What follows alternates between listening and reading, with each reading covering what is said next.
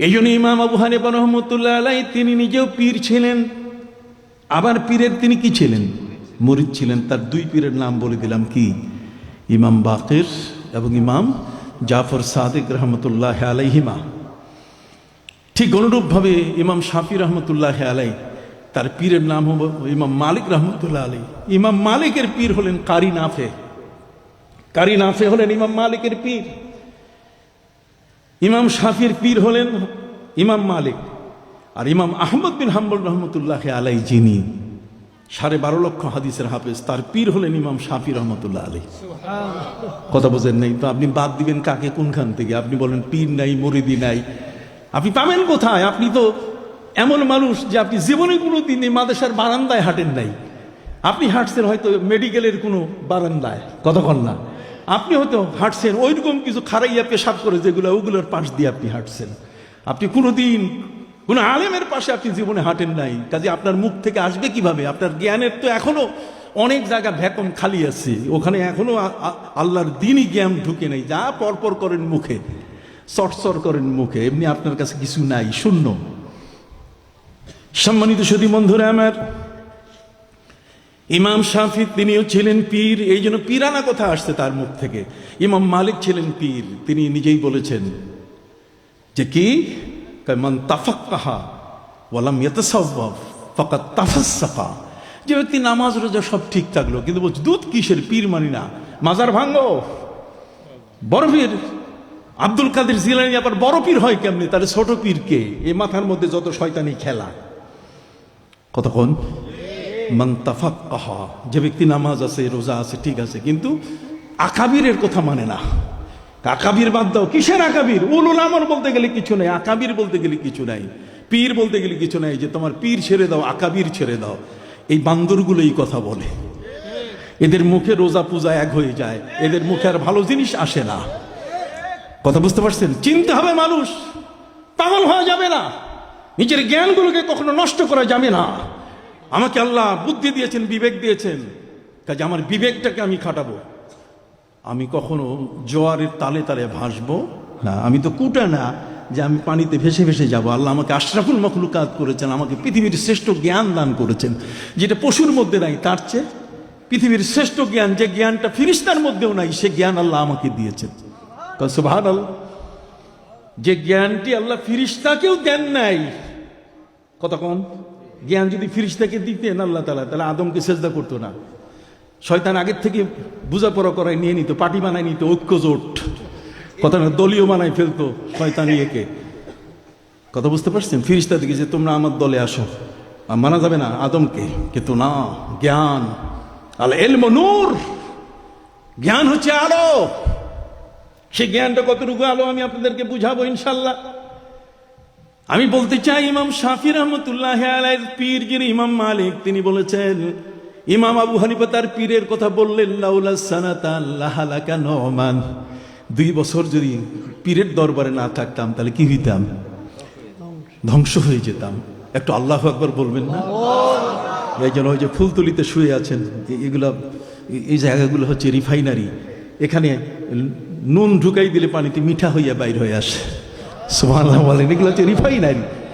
এখানে যদি কোনো খারাপ জিনিস ঢুকে তাহলে একটা আস্তে একজন অলি হইয়া বাইর হয়ে আসে।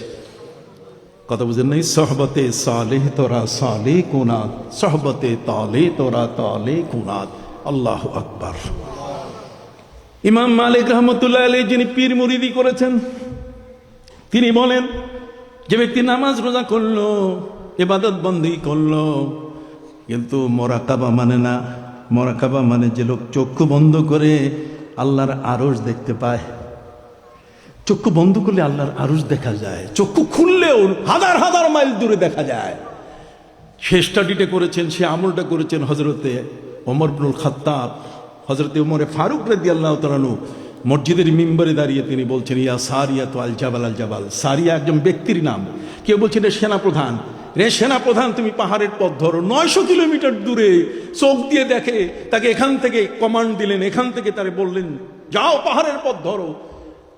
সম্মানিত সুধী, 3G 4G মোবাইলে কথা আসতে গেলে ব্যাটারি চার্জ লাগে, নেটওয়ার্ক লাগে, উপরে এরকম বড় ধরনের টাওয়ার লাগে। কিন্তু আল্লাহর ওলিদের কোনো টাওয়ারের দরকার নাই, সুবহানাল্লাহ বলেন। সরাসরি আল্লাহর সাথে তাদের সম্পর্ক, সরাসরি মদিনার নবীর সাথে তাদের কি সম্পর্ক। এই সমস্ত ব্যক্তির যখন আল্লাহর ওলিরা যখন আল্লাহর নবীর সাথে সম্পর্ক করেন, তখন কিন্তু আর এই নেটওয়ার্ক লাগে না, অটোমেটিক গোটা এনভায়রনমেন্ট, পুরা জমিনটা, বাতাস, সবকিছু গোলাম হয়ে যায়। কি वफा तूने मोहम्मद से तो हम तेरे हैं, ये जहां चीज क्या लोहो कलम सब तेरे हैं। তুমি আগে নবীর গোলাম হও, দেখবে গোটা দুনিয়া তোমার গোলাম হয়ে যাবে। সুবহানাল্লাহ বলেন। প্রিয় নবী সাল্লাল্লাহু আলাইহি ওয়াসাল্লামের দাবিগুলো তুমি পূরণ করো। কি वफा तूने मोहम्मद से तो हम तेरे हैं, ये जहां चीज क्या लोहो कलम सब तेरे हैं।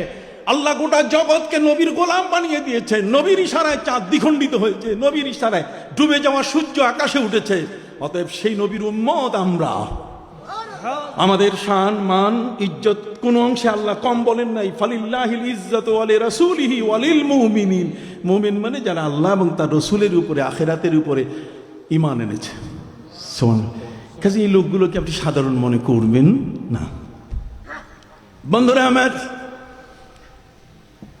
হযরত ইমাম মালিক রাহমাতুল্লাহি আলাইহি, যিনি ইমাম দারিল হিজরা ছিলেন, মদিনার মসজিদে নববীর ইমাম ছিলেন, সেই ইমাম সাহেব, আমাদের দেশে কত ইমাম সাহেব আছে জুতা পরে মসজিদে যায়, কয়টা আমি পবিত্র করে নিয়েছি। আল্লাহ নবী মুসা আলাইহিস সালামকে তুর পাহাড়ে উঠতে যেয়ে বলছেন, খবরদার, ফাকলা না আলাইক ইন্নাকা বিল ওয়াদিল মুকদ্দাসে তুয়া।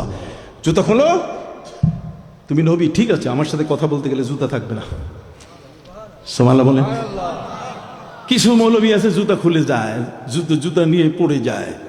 ইমাম মালিক রাহমাতুল্লাহ আলাইহি, তিনি মদিনার জমিনে যতদিন বেঁচে ছিলেন, তিনি পায়ে কোনোদিন জুতা পরেন নাই। যে মদিনার ধুলিগুলোতে আমি আমার নবীর কদমের ছাপ দেখতে পাই, সেই চোখটা কত পাওয়ারফুল চোখ, যে চোখে মদিনার ধুলোগুলোতে আমার নবীজির কদম মোবারকের ছাপ পড়ছে, সেটা সে দেখতে পায়। হযরত উমর দেখলেন 900 কিলোমিটার দূরের পথ, আর হযরত ইমাম মালিক রাহমাতুল্লাহ আলাইহি জীবনভর তিনি মদিনার জমিনে কোনোদিন তিনি উঁচা যানবাহনে উঠেন নাই। আমরা তো দুলদুল গাড়িতে উঠি, 2026 সালের মডেলের বাস লাগবে, কথা কন না, ঠিক এরকম জিনিসের উপরে উঠি। বিষয়টি কি তাই? ইমাম মালিক রাহমাতুল্লাহ আলাইহি তিনি উঠেন নাই। নবীর রওজা মোবারক, আমি উপরে উঠলে মনে হয় বেয়াদবি হবে। তাহলে বেয়াদবি হওয়াটা না হওয়াটা, এটা তো অন্তরের ব্যাপার। আয়নাটা পরিষ্কার থাকতে হবে। যদি আয়না পরিষ্কার থাকতো, তাহলে এই বেয়াদবের যুগে আমরা জন্ম নিতাম না, কথা কন না। বড় কষ্ট হয়। সম্মানিত সুধী, ইমাম মালিক রাহমাতুল্লাহি আলাইহি বলেছেন, যে ব্যক্তি নামাজ রোজা করলো কিন্তু তাসাউফ মানে না, প্রিয় নবী সাল্লাল্লাহু আলাইহি ওয়াসাল্লামের মুরাকাবা মুশাহাদা মানে না। হুজুর, মুরাকাবা মুশাহাদা তো বুঝি না কি জিনিসটা, আমি আপনাদেরকে বুঝাই দেই। নবী করিম সাল্লাল্লাহু আলাইহি ওয়াসাল্লাম, তার বাড়ির সামনেই তো কাবা ঘর, আল্লাহর ঘর তার বাড়ির সামনে না, চলে গেছেন কোথায়? হেরা পর্বতে। সুম্মা হুব্বিবা ইলাইহিল খালা, একটা নিরিবিলি নিরবিচ্ছিন্ন জায়গা, যেখানে মানুষের আনাগুনা নাই। ঠিক এমন একটা জায়গায় তিনি আসলেন। সুম্মা জা ইলা হেরা, তিনি হেরাতে আসলেন, হেরা পর্বতে আসলেন।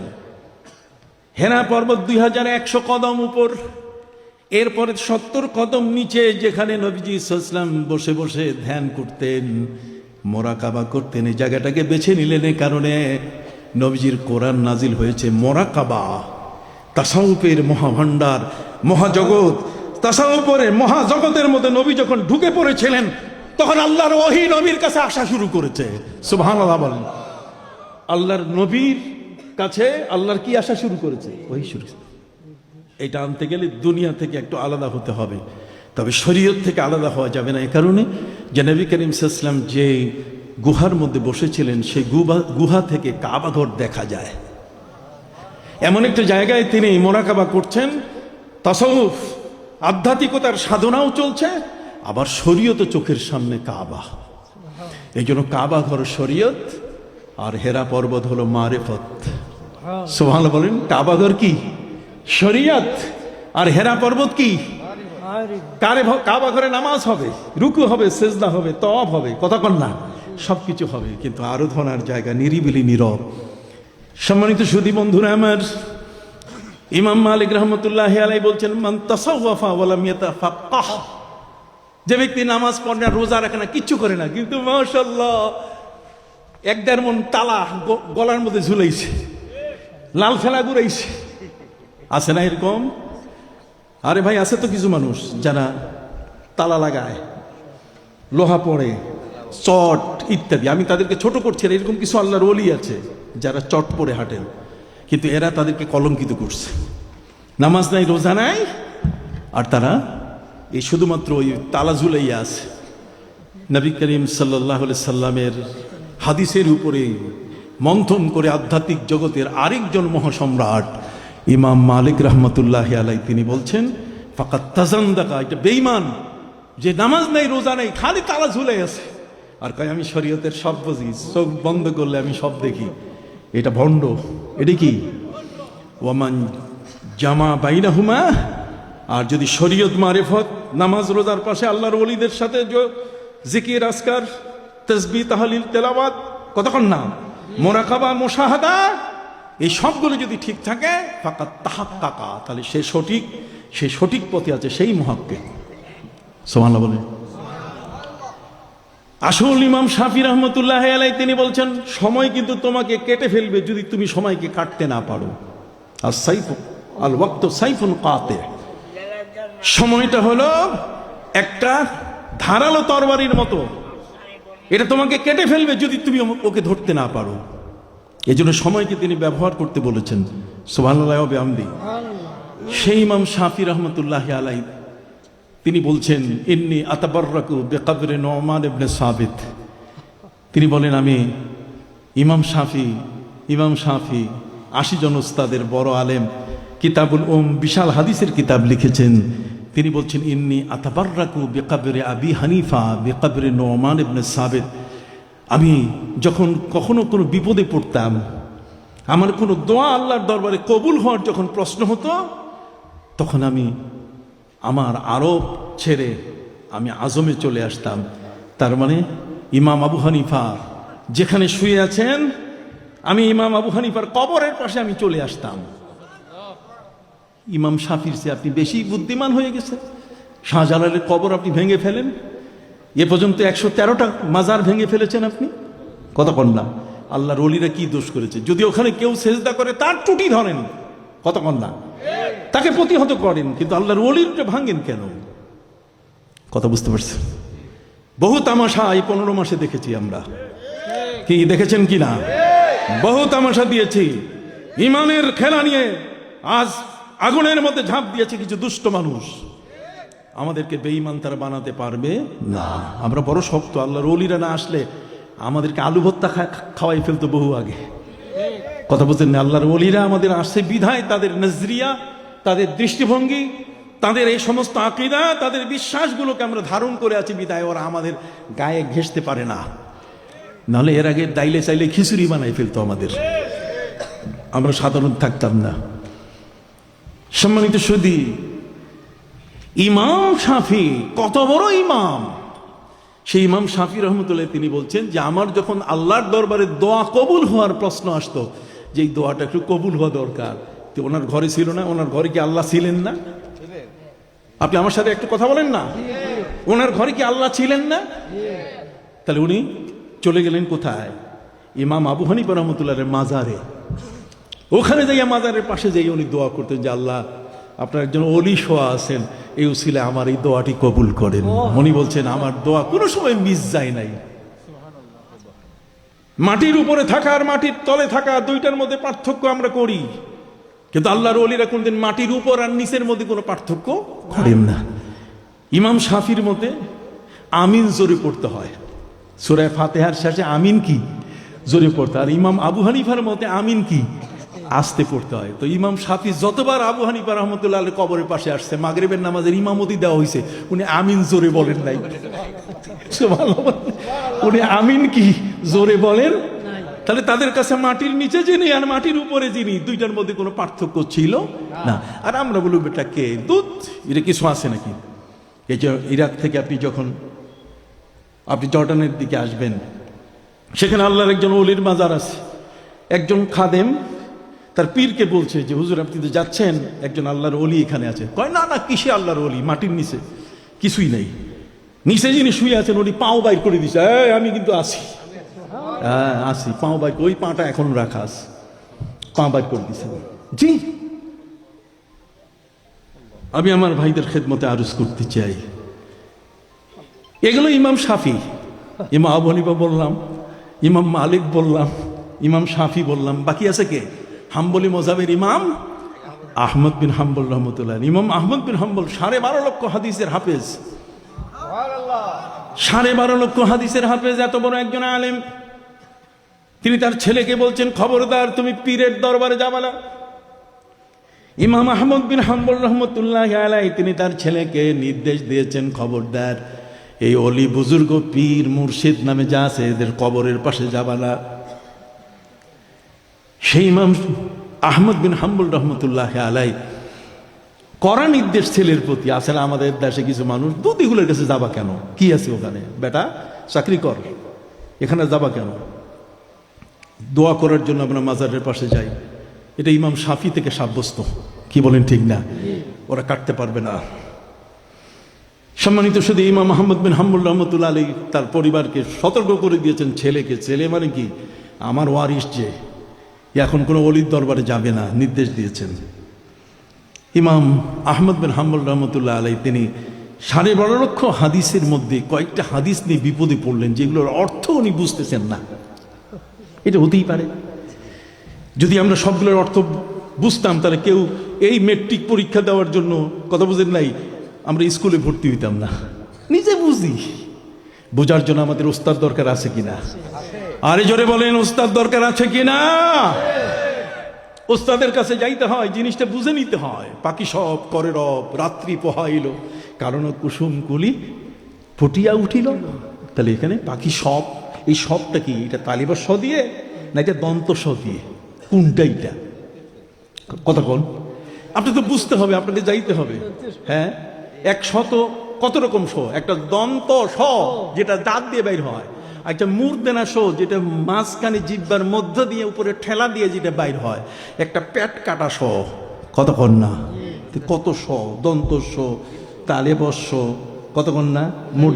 মূর্ধন্য স, ওই যে কইতেছে যেটা শক, কোন শটা কখন আসবে দেখেন না? এখানে পেশাব করা নিষেধ, দ লিখে দেয়, কি লেখে? দ। এখানে পেশাব করে কি নিষেধ, দ। এটা কি দ হবে না ধ হবে?